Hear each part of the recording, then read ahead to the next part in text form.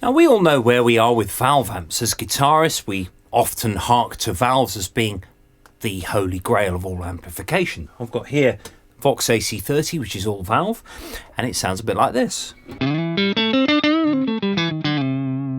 You know, we all know that that's a nice, clear, warm sound. The reason it's warm is because when valves distort, they distort even harmonics. So you're actually getting a consonant sound from your harmonic series, so which is like this. So lots of harmonics are generated that are consonant in musical terms. Transistor amps, however, distort odd harmonics, which are not so consonant. So you get sort of a bit of a weirder distortion. Now, if I turn up the gain on this, this is a new AC30, so it's got a sort of a preamp and a master volume. You can get some really nice sort of warm, crunchy tones out of it.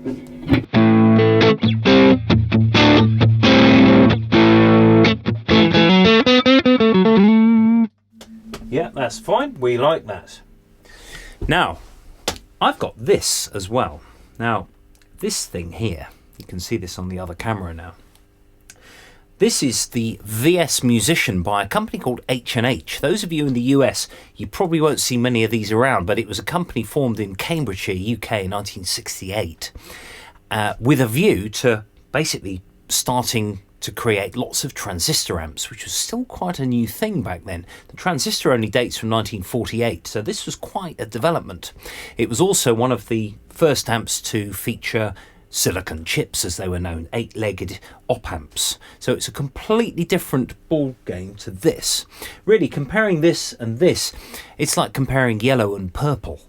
But as a guitarist, you can get some really different sounds out of this. Now, I've got my EBS bass amp cabinet hooked up to this. Why have I done that? You can find these with the original H&H speakers. In fact, there are a few examples on eBay at the moment, and they are quite cheap. This bass amp, I'm going to show you why in a minute, because actually you can use this amp for bass or guitar. So I'm going to just quickly do that AC30 on a clean sound again.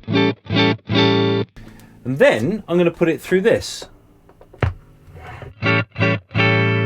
They're completely different, but I like it because it's completely different.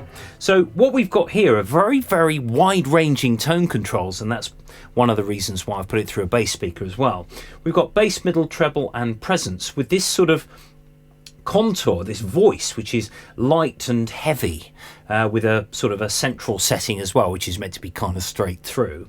And something called valve sound in inverted commas, which sounds great. It's really crunchy, but it's completely different to any valve sound that you would get through actual valves themselves. So if I, for example, if I turn the presence control,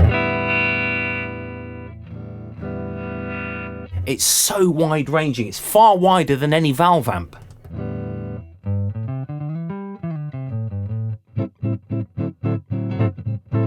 So it's great for jazz, or if you wanted to sort of...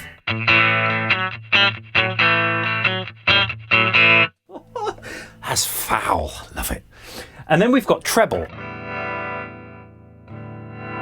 which is like a sort of an upper sort of mid, and then a middle control.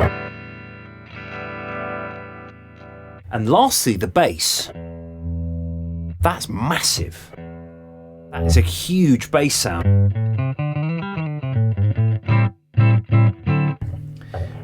And then the contour here, like a mid-range scoop, so you can get that sort of funky sort of...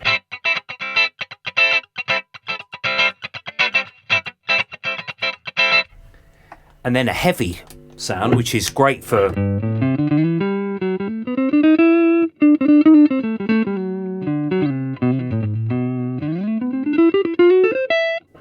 Good for your jazz because it really cuts out with that low mid that is very often lacking from valve amps.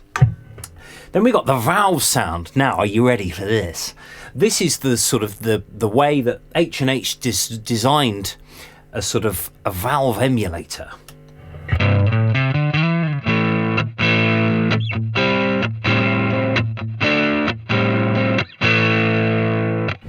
Now, I don't think it's that bad. I mean, this design is kind of 40 years old.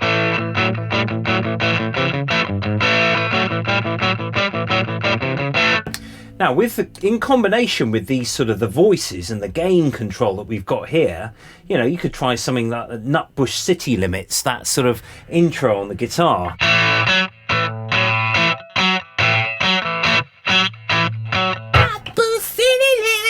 There's lots you can do with this. Now, the reverb on this, I still use this in the studio, particularly on snare drums. If I'm doing like a reggae thing, the spring reverb on this is great.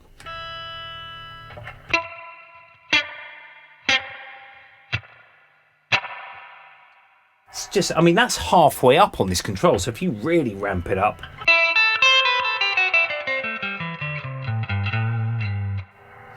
Now, of course, through a guitar cabinet, the voicing is going to be a bit different. I've got a 4x10 cabinet. It's actually got a tweeter in as well, which I've actually switched off. There's a little rheostat on the back of this cabinet, so there's no tweeter on it at the moment. Now, the master volume is on about 3 at the moment. These are 100 watts RMS, and it really does mean that.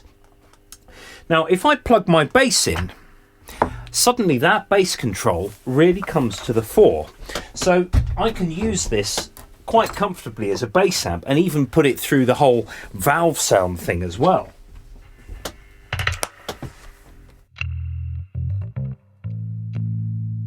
Take the reverb off.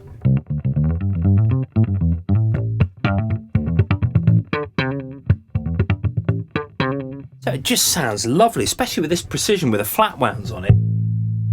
And that bass is really punchy. It's not very low bass, but you don't really want that anyway. You want...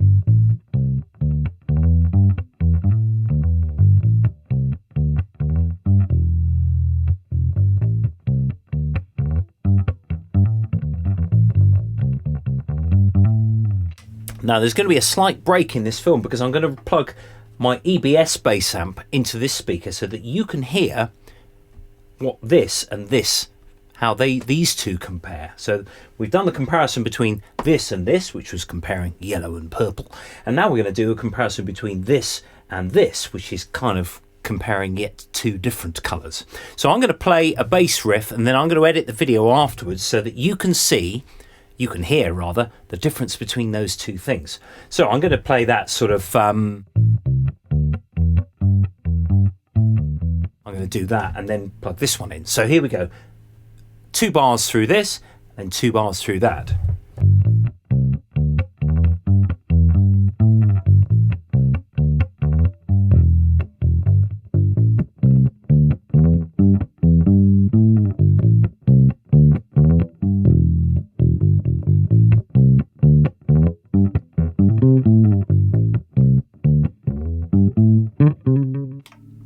So there we go. There is some sort of comparison between this and this. This remains, in my view, an extremely usable bit of kit, and it's something that should never ever be overlooked.